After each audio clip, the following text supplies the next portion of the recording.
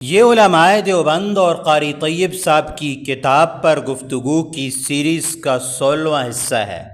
ہم یہاں اہل سنت والجماعت کی خصوصیات میں ایک اہم ترین خصوصیت کو مکمل تفصیل کے ساتھ بیان کر رہے ہیں،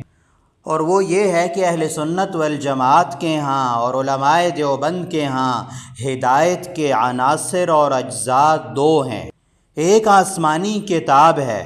اور دوسرا وہ مقدس و مبارک شخصیات ہیں جو اس کتاب پر عمل کرتے ہوئے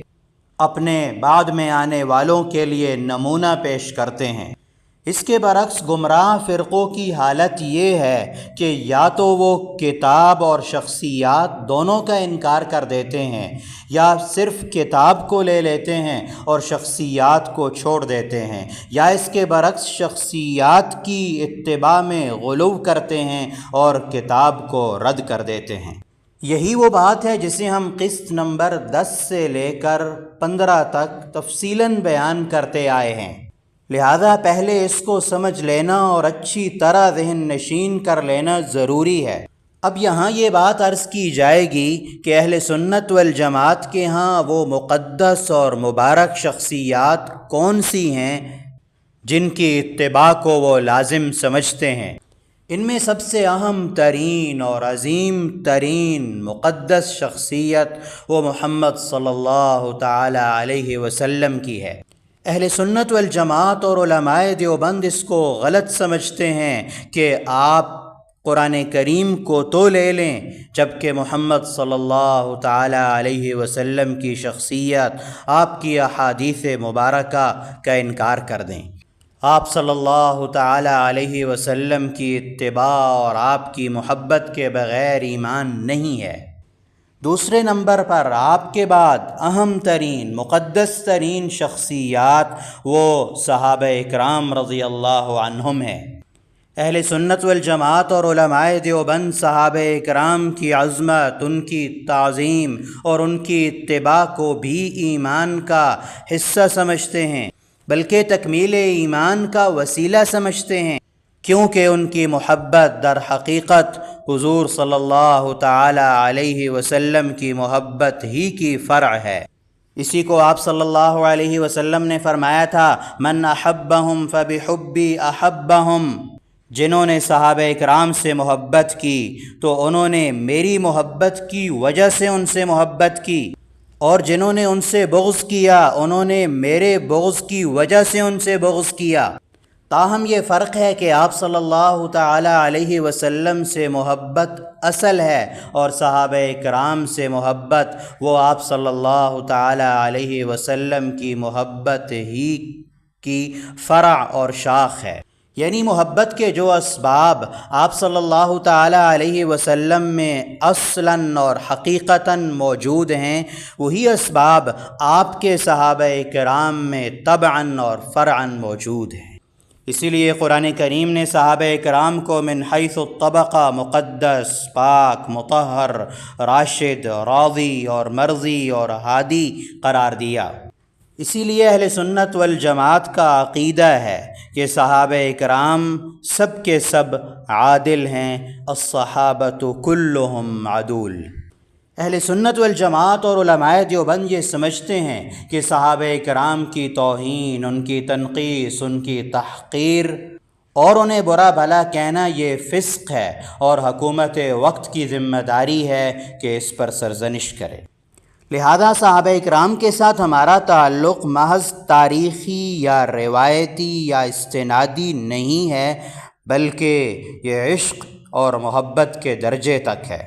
اس لیے ہم انہیں صرف مقتدا ہی نہیں سمجھتے بلکہ محبوب بھی یقین کرتے ہیں۔ یہ وہ مرحلہ ہے جہاں پہنچ کر اہل سنت والجماعت اور رافضیت و خارجیت کے راستے جدا جدا ہو جاتے ہیں، اس لیے کہ یہ سوائے دو چند صحابہ کے باقیوں کو عادل نہیں سمجھتے۔ یہاں قاری صاحب نے یہ بات بھی بڑے وضاحت کے ساتھ ارشاد فرمائی کہ محبت اور تنقید دو الگ الگ چیزیں ہیں۔ یہ نہیں ہو سکتا کہ آپ کسی سے محبت بھی کریں اور پھر اس پر تنقید بھی کریں، یہ انسانی فطرت، اس کے جذبات اور اس کے احساسات کے خلاف ہے۔ لہذا ایسے نہیں ہو سکتا کہ آپ ایک شخص کے بارے میں کہیں کہ یہ نہایت حسین و جمیل ہے، آپ کا محبوب ہے، اور آپ اس کے گرویدہ اور عاشق بھی ہیں، مگر ساتھ یہ بھی کہیں کہ اس کی آنکھ، ناک اور کان میں کچھ خرابی ہے، اس کا رنگ و روغن کچھ میلا سا لگتا ہے، اس کے قد و قامت میں کچھ موضوع نہیں ہے، اور بدن میں جگہ جگہ نقص اور خرابی بھی ہے۔ اس پر تو آپ سے یہ سوال بجا طور پر کیا جائے گا کہ آپ کو کس نے کہا کہ اس کے عاشق بن جائیں، اس کے حسن و جمال پر فریفتہ ہو جائیں؟ حقیقت یہ ہے کہ صحابہ کرام معیار حق ہیں، وہ حق و باطل کے امتیاز کے لیے کسوٹی ہیں، وہ امت کے لیے ناقد بن سکتے ہیں مگر امت ان کے لیے ناقد نہیں بن سکتی، اور یہ تنقید سے بالاتر ہیں۔ تاہم علماء کرام کو یہ حق حاصل ہے کہ وہ صحابہ کرام کے مختلف اقوال میں کسی ایک قول کو دلائل کی بنیاد پر دوسرے قول پر ترجیح دے دیں، اور یاد رکھنا چاہیے کہ یہ ایک قول کو اور ایک رائے کو دوسرے قول اور رائے پر ترجیح دینا ہے، یہ تنقید نہیں ہے۔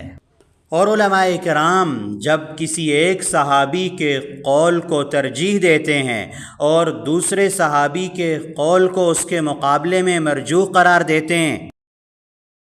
تو یہ اس دوسرے قول کے غلط ہونے پر بات نہیں کرتے بلکہ اس کی سند پر گفتگو کرتے ہیں، اس کی سند کی کمزوریوں کو واضح کرتے ہیں۔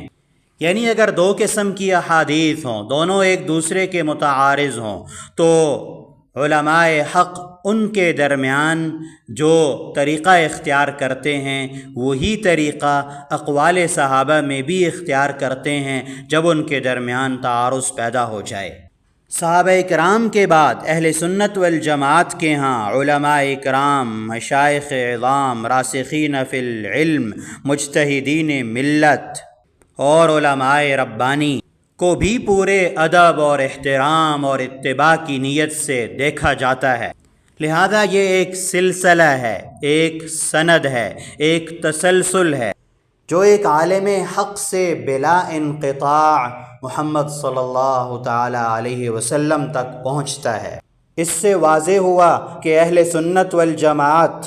یہ کوئی نوزائیدہ یا نومولود فرقہ نہیں ہے جسے وقت کے نظریات نے اور ضرورت نے پیدا کر دیا ہو، بلکہ یہ اسی آسمانی علم اور دین اور مذہب کا تسلسل ہے جو محمد صلی اللہ تعالی علیہ وسلم سے آج تک قائم اور دائم ہے۔